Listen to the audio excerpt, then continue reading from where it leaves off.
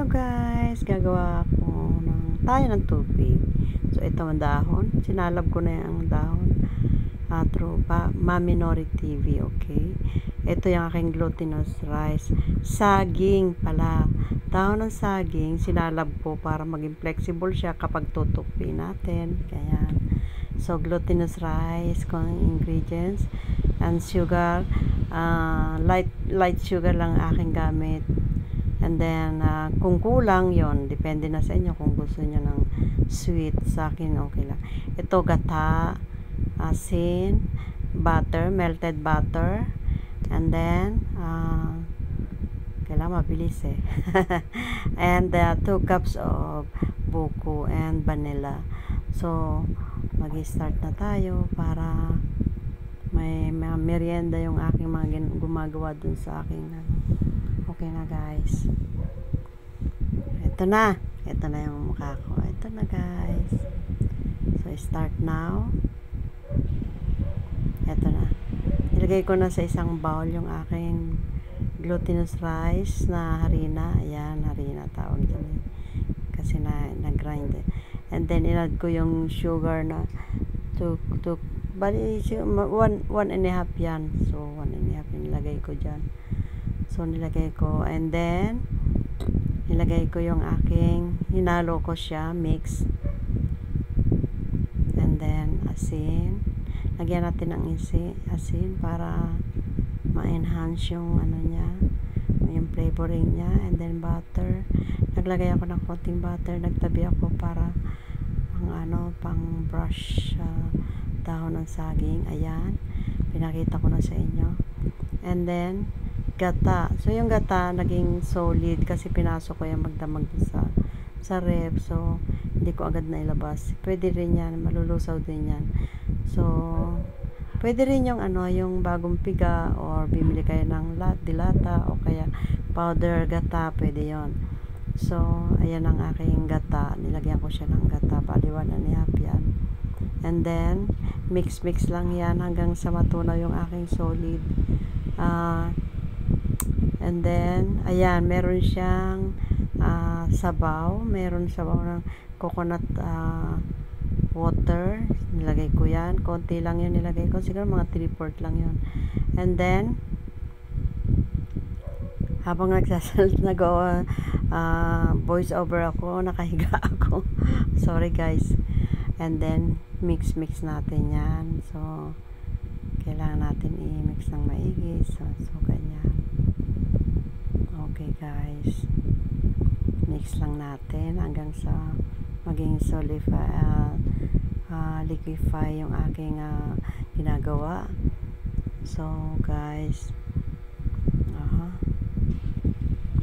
binalikan ko, kumuha ako ng tubig, mga 3/4 lang yan, 3/4 cup ng tubig. So ayan, kung gusto nyong gumawa panoorin nyo na lang ito.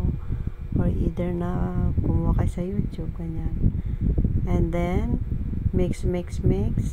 After na nalusaw ko yung agata, so mamaya ilalagay na natin yung buko. So, yan lang ang aking ingredients. So, napakadali. Okay, guys. Tingnan natin consistency niyan. Pero pag nailagay na yung buko, medyo hindi na siya ganyan parang solid. Medyo lang siya. Hindi naman runny water. Hindi naman runny liquid, hindi ganun. So, pag nilagyan natin yung buko, nilagyan ko ng vanilla, mga 1 tablespoon yan, mga 1 tablespoon ng vanilla.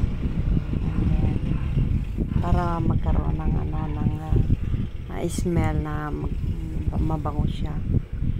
So, depende sa inyo kung optional naman yan, kung lalagyan nyo hindi. So, i-mix natin. Ako, para sa akin, pag gumagawa ko ng mga tulad ng mga delicacies, Filipino delicacies, nilalagyan ko talaga ng vanilla or either pandan or whatever. So, pwede rin ng pandan dyan. Okay. And then, kumuha ko na nalagyan ng okay, buko. Ayan, ang buko ko. Siguro mga nilagay ko dyan, mga 1 1/3. Okay. 1 and 1/3. Ayan. Hindi na puno yung cups.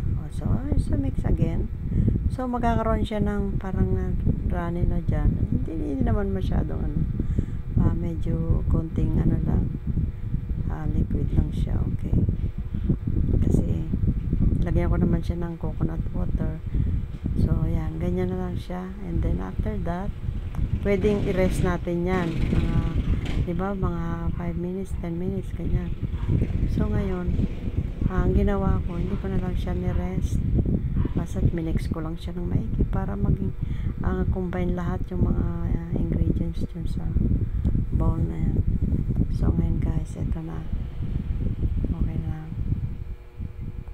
I-try natin yan. So, after that, kukuha ko ng butter. Ayan. Kukuha ng butter. And then, okay guys, tinabi ko muna, set aside yung aking ginawa sa bowl na mixture.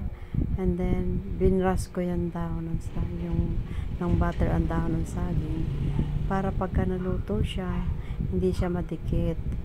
So, para pag madaling matanggal, kumbaga sa kon madaling matanggal. So, anyway, pwede rin naman dun sa hahaluin na halimbawa glutinous rice pure, pwede yon, napakalambot niya. Pero yung iba hinahaluan nila ng makan, ibig sabihin yung mga rice na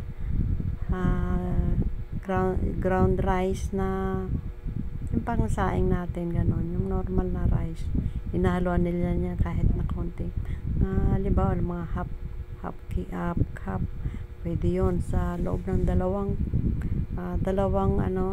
cup ng glutinous. Pwede nyong haluan ng bigas na giniling. So, pwede maging 1/2 cup lang pwede. Ang consistency ng pagka naluto, medyo matigas. So, ngayon, hindi naman ganong matigas. Pero, itong nagawa ko, ayan, kumuha ko ng flat sheet. So, isinalang ko sa kalan. Yung iba nilalagay sa uling na dikalan. So, ako ganyan. Nilinis ko lang siya. And then, pinlaten ko na sila dyan. Ayan, okay na dyan. Lagay ko na sila dyan. And then, after that, ayan na. Okay. Flip up ako ng kanyang kumbaga, binaligtad. Ayan. So, hanggang, yung iba kasi talagang sinusunog nila yung pati down kasi masarap daw yun. So, ito na guys, ang aking tubig. So, after that, pagka-billing mo, kapag ramdam mo na medyo luto na, mararamdaman nyo na medyo, ayan, ganyan na siya. Ito na. Ayan na, okay na siya. After that, ito na. Inisa-isa ko. Marami rin ang aking naluto. So, yung iba, binigay ko sa aking mga kapitbahay, pinatikim ko. So, ayan. Ito na, guys. Tingnan natin. Ino-open ko na.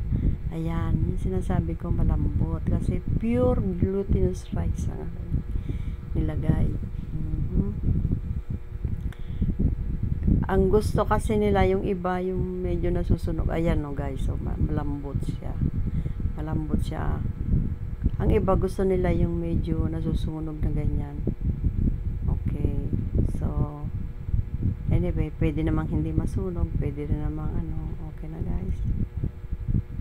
Okay, tapos na, guys. Okay na. Ito na ang aking tubig. Ang aking tubig. Thank you, guys. Salamat ng marami.